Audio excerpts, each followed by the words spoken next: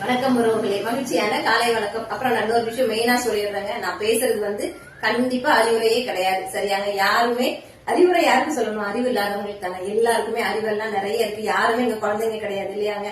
சில விஷயங்கள் நம்ம ஞாபகப்படுத்துறோம். நிறைய விஷயங்கள் நமக்கு தெரியும். ஆனா நம்ம என்ன செய்வோம்? நம்மளோட வேலைகள்லயும் சில இது மாதிரி பொழுதுபோக்குகளையும் நம்ம அதெல்லாம் மறந்துடுவோம். நான் ஞாபகப்படுத்துறேன் அப்படிங்கிற மாதிரி கூட வச்சுக்கலாம். கேட்டீங்களா? இன்னொன்னு பேசணும் அப்படிங்கிற ஆர்வம் என்னன்னு கேட்டீங்கன்னா, சின்ன வயசுல இருந்தே இருக்கு. என்னன்னா, நான் 7th 8th படிக்கும் போது பேச்சு போட்டியில சேர்த்தேன்.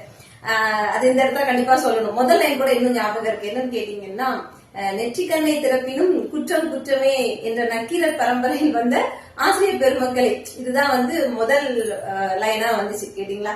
சோ அப்பவே இருந்தே எனக்கு அந்த பேச்சு மேல ஒரு ஆர்வம் உண்டு. அதுக்கப்புறம் அந்த திறமை மேல அதிகமா கவனம் செலுத்தலன்னு வச்சுக்கோங்களேன். அதுல எனக்கு இப்போ 2வது பரிசு கிடைச்சது. நான் பேசுறத பத்தியே இன்னும் வீடியோ ஒண்ணு போகும் போல இருக்கே. கேளுங்க. வாழ்க வளமுடன்.